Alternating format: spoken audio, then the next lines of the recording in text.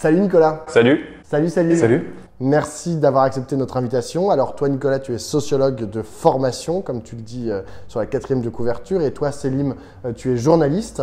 Vous êtes tous les deux co-rédacteurs en chef du magazine Frustration, un magazine de critique sociale. Et vous venez de publier un livre aux éditions du Passager clandestin, La guerre des mots, et c'est sous-titré « Combattre le discours politico-médiatique de la bourgeoisie ». Alors justement, ce dernier mot, bourgeoisie, bourgeois, il est partout dans votre bouquin. Vous le dénoncez en gros sous à peu près toutes ses formes. On va y revenir, mais d'abord, c'est quoi exactement que vous appelez bourgeoisie? En fait, vous le dites un peu dans le livre, notamment dans l'introduction, mais j'aimerais bien que vous le disiez maintenant. Est-ce que c'est un rapport particulier au capital, c'est un rapport particulier au travail, c'est une question de revenus mensuels ou juste un état d'esprit? Alors déjà, il faut préciser que notre définition, elle est effectivement matérielle. C'est pas simplement une définition qui porte sur un état d'esprit. Ça, il me semble que c'est la définition commune qu'on entend du terme bourgeois, c'est de dire quelqu'un qui est bourgeois, c'est quelqu'un qui a des habitudes bourgeoises, qui a eu envie de se payer une belle salle de bain ou quelque chose comme ça. Nous, on est vraiment sur la définition classique et il me semble la plus scientifique du terme de bourgeoisie. C'est la classe sociale dominante, et dominante parce qu'elle est détentrice des moyens de production, c'est-à-dire qu'elle possède notre économie, la dirige, et en tire profit grâce au travail des autres. Donc ce qui distingue la bourgeoisie du reste de la société, c'est qu'elle tire profit du travail des autres. Et effectivement, ça lui permet en conséquence d'avoir un certain niveau de revenu, une certaine aisance, un certain mode de vie. Mais ce mode de vie est la conséquence de sa domination sur l'économie capitaliste et du fait qu'elle tire ses profits du travail. Est-ce qu'un bourgeois est forcément riche? Oui, un bourgeois est forcément riche. C'est évident, même si un bourgeois peut faire vœu de pauvreté et vivre pauvrement, le fait qu'il soit bourgeois est lié à son appartenance à une classe sociale qui lui donne un réseau, qui lui donne du contrôle sur la vie des autres. Et donc, c'est quelqu'un qui a du pouvoir et qui, à tout moment, même si à un moment donné, ponctuellement, il a décidé d'être pauvre pour je ne sais quelle raison métaphysique ou psychologique, il restera toujours riche dans le fond, parce que c'est ça le principe. C'est une classe qui reproduit sa richesse à travers le temps et dont on fait partie, on est toujours riche. Mais du coup, tous les riches ne sont pas forcément bourgeois. C'est ça qu'on explique aussi dans le livre. On prend des exemples, ou même par exemple le footballeur Kylian Mbappé, j'aime bien de dire cet exemple-là. Il est riche, mais il n'est pas bourgeois pour autant par rapport à tout ce que vient de décrire Nicolas. Donc celui qui gagne au loto. Voilà, exactement. Du coup, est-ce que vous considérez que les bourgeois, c'est une classe en soi et pour soi? Parce que justement, un des premiers concepts que vous vous attachez à déconstruire dans le livre, c'est le concept de classe moyenne. Parce qu'en gros, vous dites que à peu près tout le monde dit appartenir aux classes moyennes. C'est une sorte, en gros, de ventre mou qui veut pas dire grand-chose. Pour reprendre votre expression, qu'est-ce que ça permet à la bourgeoisie que beaucoup s'y reconnaissent? Déjà, au niveau de la formation de ce concept, si on regarde un peu son histoire, le concept de classe moyenne, il a été théorisé à l'université par une sociologie plutôt de droite qui a eu vraiment à cœur, comme tous les intellectuels depuis le 19e siècle, de dynamiter le concept de classe sociale. Donc c'est vraiment des gens qui ont voulu faire en sorte, consciemment, qu'on arrête de penser la société comme divisée en classes et qu'on ait tous l'impression de faire partir d'un tout commun. Le but étant évidemment d'étouffer la contestation sociale. Donc déjà, ce terme de classe moyenne, il permet ça, de faire croire à des grands points communs entre les individus, alors même qu'il y a des grandes différences, des grandes inégalités et surtout un antagonisme. Donc le premier point central de classe moyenne, c'est que ça permet de faire oublier l'antagonisme de classe et le pouvoir de la bourgeoisie sur nos vies. Et du coup, ce qui l'arrange bien, c'est que les personnes elles-mêmes, par exemple dans la classe laborieuse ou relativement pauvre, vont s'identifier à cette classe moyenne-là par honte sociale. Ça arrange un peu tout le monde aussi de se dire qu'on appartient à une espèce de classe moyenne un peu générale. Et aussi des personnes qui sont elles-mêmes dans la bourgeoisie ou dans la sous-bourgeoisie, qui vont se dire faire partie de la classe moyenne pour justement se délégitimer en tant que bourgeois, en tant que tel. Et donc du coup, la solution, c'est quoi? C'est de réactiver en fait le concept de classe laborieuse?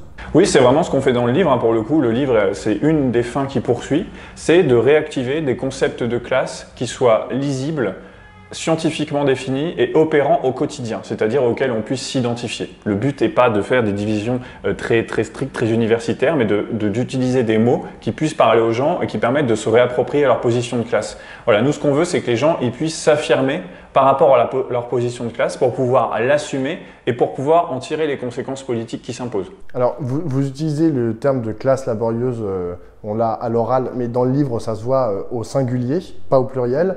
Donc, du coup, ma première question, c'est pourquoi? Et la deuxième question qui est importante, c'est pourquoi est-ce qu'on a perdu? Pourquoi est-ce que le concept de classe moyenne, en fait, a fini par aujourd'hui être largement dominant dans le champ médiatique, dans le champ politique et dans le champ social? Pourquoi est-ce qu'on parle plus de classe laborieuse? Alors sur pourquoi on en est arrivé là? Déjà, on peut remarquer dans le livre, nous, on utilise le terme de classe laborieuse. On ne reprend pas le terme qui a longtemps dominé notre vie politique et sociale, qui était le terme de classe ouvrière. La classe ouvrière comme moteur de l'histoire, tel que ça a été théorisé au XIXe siècle. Et cette théorisation, elle a permis des chamboulements sociaux et politiques profonds dans la société française comme dans tout le reste du monde. Donc le fait qu'il y ait eu un terme qui à la fois, et nous on a cherché vraiment à comprendre pourquoi ce terme classe ouvrière a si bien marché, c'est que c'est à la fois un terme qui permet de dénoncer une exploitation, donc le sujet de la révolte, et en même temps c'est un terme qui est chargé d'une dignité. Et nous on a voulu essayer de reproduire ça tout en se disant, il est vrai que même si les ouvriers restent un groupe social conséquent, contrairement à ce qu'on dit tout le temps, l'ensemble des personnes exploitées en France et qui mériteraient de se regrouper ne sont pas toutes ouvrières et ouvriers. Donc on a cherché un terme qui nous semble être plus fédérateur, qui nous a été inspiré à la fois par le mouvement des Gilets jaunes et puis par ce qu'on observe autour de nous. Et ben, c'est le terme donc, de classe laborieuse, hein. C'est les gens qui sont dans la nécessité de travailler, qui parfois n'y parviennent pas, qui parfois y parviennent et n'en retirent pas les fruits, puisqu'évidemment ce fruit est tout le temps confisqué. Donc ce terme-là, il est important, et il est important au singulier, et peut-être je te laisse expliquer pourquoi. Ouais. En fait, au singulier classe laborieuse, c'est aussi important de pouvoir unifier, par exemple, la sociologie des Gilets jaunes, mais aussi, par exemple, des banlieues et des jeunes de cités et de quartiers, parce qu'on en parle aussi dans le livre. Ce qu'on a tendance à faire en ce moment, c'est aussi de diviser les deux en plusieurs classes, aussi conflictuelles entre elles. Et ce qu'on essaie de faire, c'est justement de montrer qu'on a des liens communs très forts, très important, et du coup sous une classe laborieuse générale où ça inclut aussi les populations marginalisées, que ce soit les chômeurs, chômeuses, etc., où justement ils sont en demande, où ils subissent le chantage à l'emploi permanent, ce qui les inclut aussi dans une forme de classe laborieuse générale. Comment est-ce que vous expliquez notre défaite sur ce point-là? Ou votre défaite, la défaite du concept de classe laborieuse ou de classe ouvrière versus le concept de classe moyenne? Pourquoi est-ce qu'on a perdu? Et surtout, pourquoi est-ce qu'on a perdu partout sur la planète? Parce que c'est ça aussi, c'est pas que spécifique à la France. Je veux dire, partout dans le monde, le concept de classe ouvrière est plus ou moins, parfois plus, parfois moins, en train de disparaître. Déjà aussi parce qu'on a remplacé par une terminologie qui s'appelle la classe populaire. En général, même dans plusieurs journaux ou dans les discussions courantes, on dit classe populaire, qui fait référence à l'idée de peuple et qui est justement pour nous assez dépolitisante, dans le sens où classe laborieuse justement montre l'antagonisme de classe, contrairement à classe populaire, qui est assez générale et assez floue. Donc il n'y a pas que la dimension de classe moyenne aussi, il y a aussi le fait d'utiliser la classe populaire, notamment à gauche on l'utilise beaucoup, parce que celle-ci voilà, s'est imposée au fil du temps et évite justement cette conflictualité que nous on remet avec classe laborieuse. Et par rapport à la question de la défaite, ce qu'on peut constater, c'est que la défaite du camp des travailleuses et des travailleurs, elle a coïncidé avec le moment où tous leurs représentants politiques et syndicaux ont arrêté de parler en termes d'antagonisme de classe. Donc il y a eu un désarmement idéologique de tout le camp qui était censé défendre cette classe sociale-là, qui est extrêmement majoritaire, et ce désarmement, il a été bien documenté. Moi je crois qu'il y a énormément de livres, d'enquêtes qui ont été faites, dont on parle aussi dans le livre. C'est par exemple comment le Parti communiste s'est mis à arrêter de parler de la classe ouvrière ou même du travail pour avoir un discours compassionnel. Et bien, toute la gauche a remplacé le discours combatif, revendicatif et digne de la défense de la classe ouvrière et de ce que nous on appelle la classe laborieuse par un discours compassionnel de personnes qui aussi sociologiquement se sont mis à être en extériorité par rapport au sujet qu'ils défendent, parce que c'est aussi ça l'histoire de la gauche, c'est un embourgeoisement très important depuis les années 70-80 et qui fait que maintenant les partis de gauche, toutes tendances confondues, ont une sociologie qui ne représente pas du tout la base qu'ils défendent. Et donc petit à petit, on a des gens qui, en extériorité, se sont mis à défendre les pauvres gens des classes populaires et plus du tout des gens de la classe laborieuse qui par eux-mêmes luttaient pour leur dignité, parce que ça a été ça la force du mouvement ouvrier, c'était par les ouvriers, pour les ouvriers.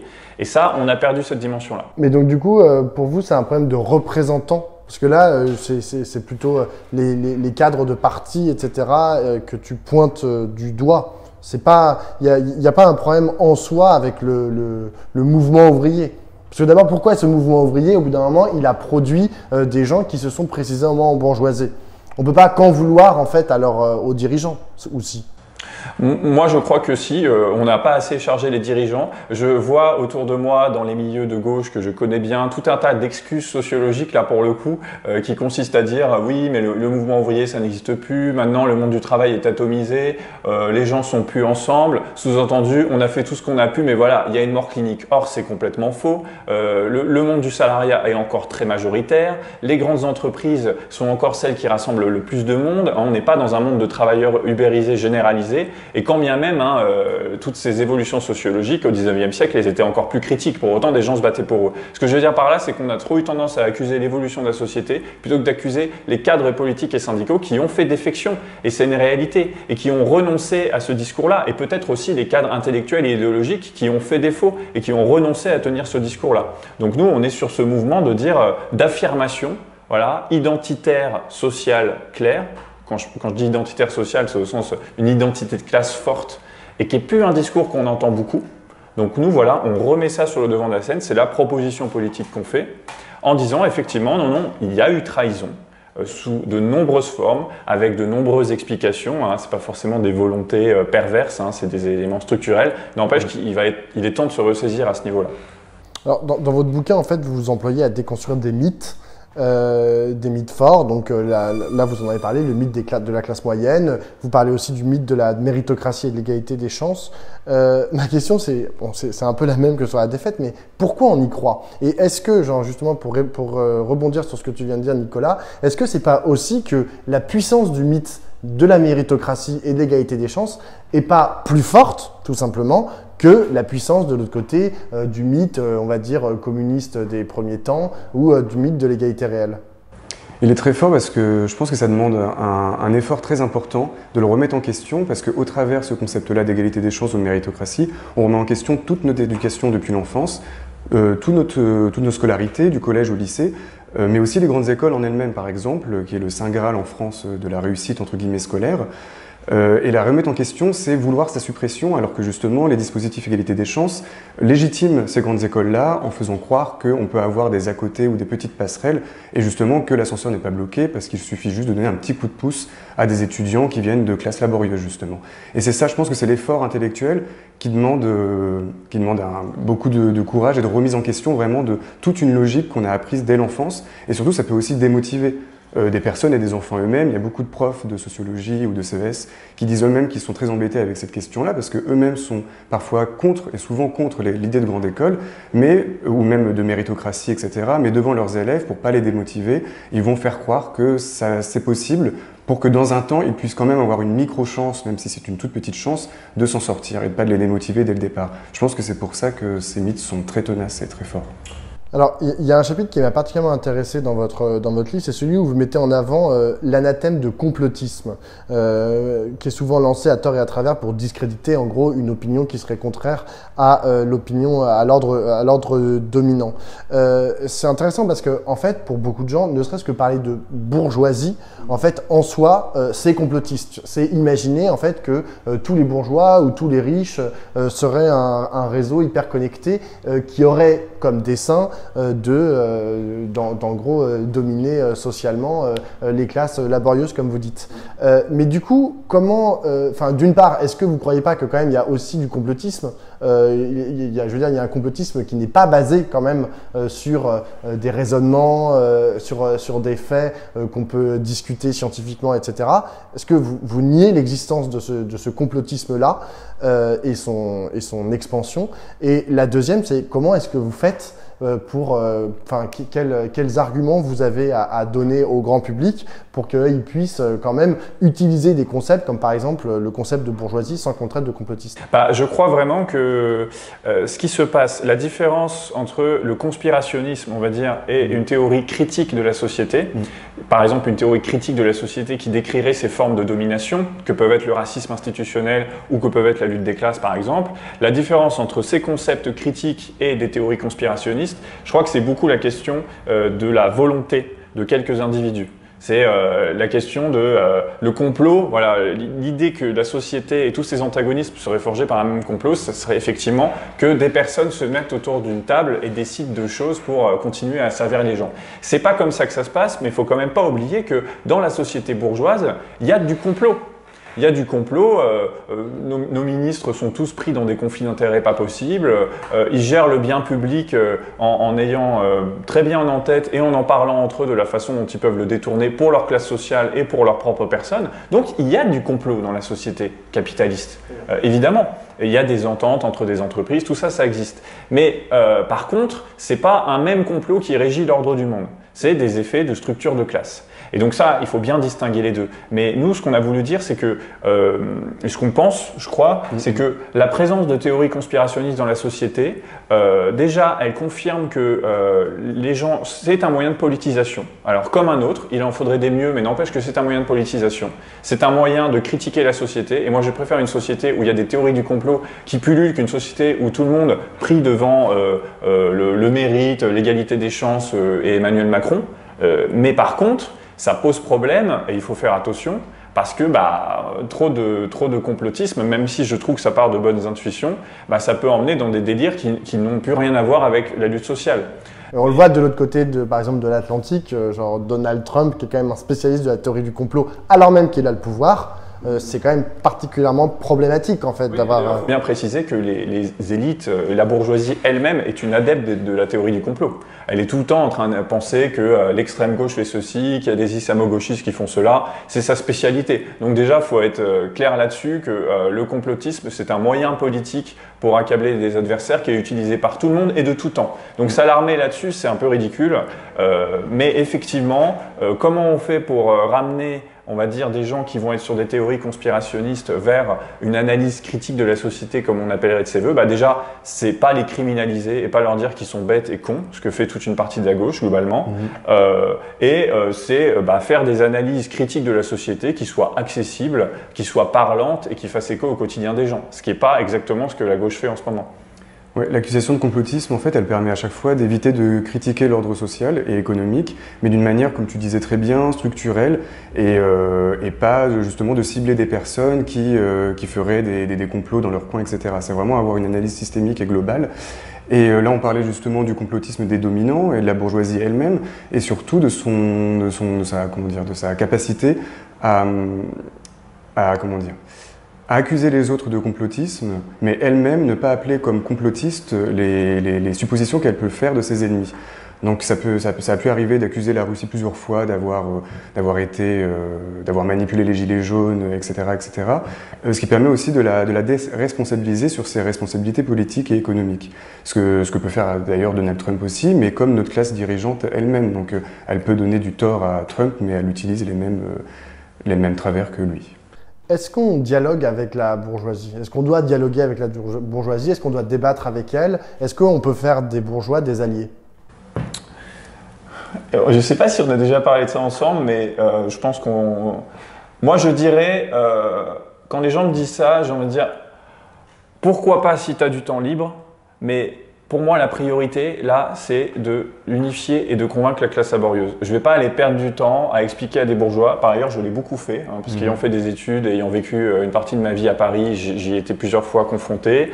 Des bourgeois qui ont leur sentiment de culpabilité, qui disent « mais comment je peux… » Alors, peut-être c'est bien, mais moi j'ai tendance à dire que la priorité là, c'est tous les gens qui sont sans repère, sans repère politique et idéologique. Ça ne veut pas dire qu'ils ont rien dans la tête, bien au contraire, mais qui cherchent des solutions et qui sont laissés seuls par à peu près tout le monde. Donc moi j'ai envie de dire, si j'ai le temps, oui, pourquoi pas aller discuter avec la bourgeoisie. Il y a des choses à apprendre de la bourgeoisie, moi je pense, clairement. Et j'ai beaucoup appris, et c'est ça qui nous a permis de faire ce livre aussi. Par contre, le dialogue au sens raisonner un bourgeois, pour moi, ça n'a pas de sens parce que, encore une fois, on n'est pas dans des effets de volonté, on est dans des effets structurels, de transmission, de pouvoir, etc. Un bourgeois qui lirait notre livre, qu'est-ce qu'il peut en faire?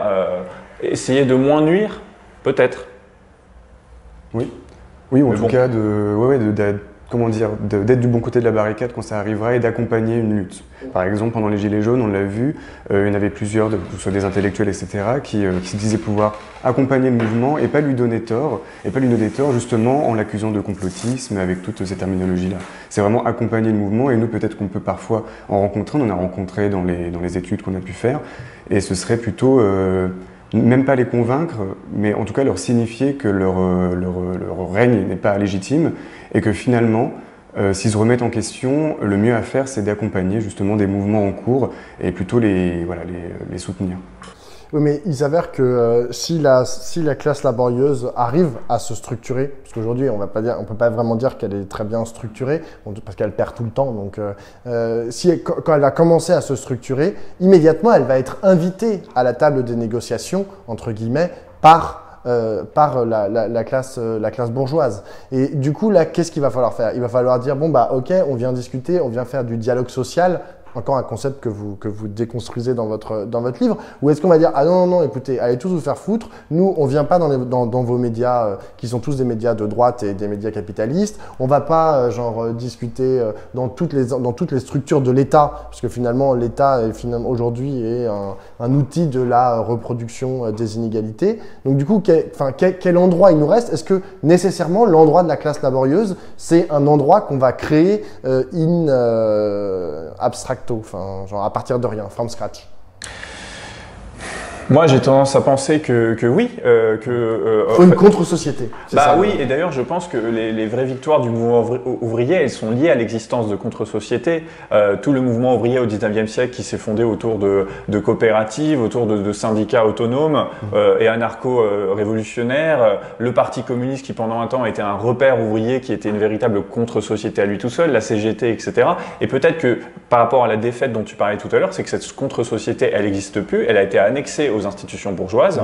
Ça a toujours fait débat dans le mouvement ouvrier, la question de à quel point on y va, pourquoi faire, et je pense que ça restera un débat, mais je pense qu'effectivement, il faut être clair sur le fait que la bourgeoisie pourrit tout ce qu'elle touche politiquement, pervertit, monopolise, on va dire coupe l'herbe sous le pied de tout ce qu'elle peut, qu'elle le veuille ou non d'ailleurs, la question de est-ce que c'est volontaire ou pas n'a pas d'intérêt là-dedans, et que du coup, pour restructurer la classe laborieuse, oui, il faut se défaire de ces cadres-là, ne pas faire de dialogue social, on l'explique dans le livre, parce qu'il ne peut pas y avoir de dialogue s'il n'y a pas d'égalité de position. Donc, la seule chose à faire, c'est d'instaurer un rapport de force, et ce rapport de force, il doit être par fuir le plus possible toutes les institutions bourgeoises. Et là, je pense qu'en disant ça, on tranche avec pas mal même de courants de la gauche qui sont vraiment pour dire non, allons dans les institutions, jouons ce jeu-là, on va y arriver. Et moi, je ne suis pas dogmatique là-dessus, mais de ce que je vois pas des résultats très probants en la matière. Oui, par exemple, les mouvements antiracistes, quand ils se sont débarrassés de SOS Racisme, ou par exemple le comité Adama, il a beaucoup plus fait évoluer la question des violences policières dans la société qu'il aurait pu le faire institutionnalisé justement par une bourgeoisie, c'était le PS du coup à l'époque. Ça c'est un exemple, par exemple les Gilets jaunes aussi ont vachement fait évoluer les mentalités sur l'ISF, sur la question sociale, économique et l'impôt aussi, et l'injustice fiscale, que n'auraient pu le faire d'autres à ce moment-là. Alors, il y a un dernier concept que vous utilisez un peu dans le bouquin, et là vous en avez un peu parlé, c'est le concept de gauche. Est-ce que pour vous, la gauche, c'est un référentiel qui a du sens, qui est intéressant pour vous, ou est-ce que vous préférez parler de la défense stricte des intérêts de la classe laborieuse? Bon, bah là, la position, elle est assez claire. C'est quelque chose qu'on a beaucoup mûri ces derniers mois, ces dernières années. C'est de dire que même si... Voilà, moi je fais une différence entre se définir intimement de gauche a encore du sens pour moi. On essaie d'en donner une définition dans le livre. Pour moi, c'est une sensibilité par rapport aux injustices, c'est une sensibilité par rapport au rapport de domination. Et moi, à titre personnel, ça me structure encore. Mais par contre, dans le champ, donc là sur le point de vue intime, des croyances personnelles, mais sur le plan politique institutionnel, je pense que non, le terme de gauche a été trop malmené par l'histoire. D'ailleurs, on fait toute une démonstration illustration dans le livre historique que de toute façon, la gauche n'a pas toujours été associée au mouvement ouvrier. Hein. La gauche, c'est une chose dans l'histoire politique française, et le mouvement ouvrier et les représentants des classes laborieuses s'y sont greffés par moments et en ont été exclus à d'autres moments. Et moi, je pense que là, la priorité pour reconstruire une conscience de classe revendicative et digne, ce n'est pas d'entrer dans le jeu de la gauche et c'est pas de s'identifier à ce signifiant-là, pas seulement parce que le Parti socialiste l'a perverti et l'a amené à des limites qu'on pourra plus franchir, ou j'espère qu'on franchira plus, que ce soit à l'époque de Mitterrand comme à l'époque de François Hollande, ça c'est une chose, mais aussi parce que je pense que actuellement quand on entend dans la politique quelqu'un qui se définit de gauche, il veut pas forcément dire qu'il défend la classe laborieuse. Ça peut être aussi quelqu'un qui pense pas qu'il y ait de division de société en classe.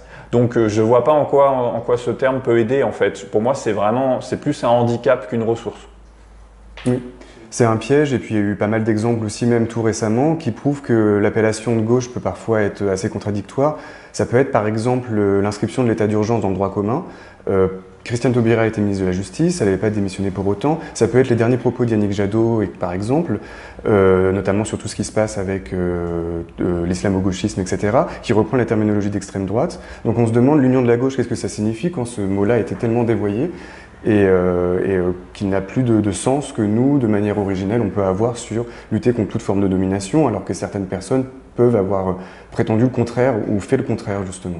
Alors justement, tu parles d'islamo-gauchisme, c'est ma dernière question pour tous les deux. Vous avez récemment publié un article dans Frustration intitulé « Qui a tué Samuel Paty ?» pour interrogation. Un terroriste, virgule, mais aussi Darmanin, Sarkozy, Macron, Blanquer, Valls et leurs semblables. Alors, vous écrivez notamment que le concept d'islamo-gauchisme a été utilisé en ce moment,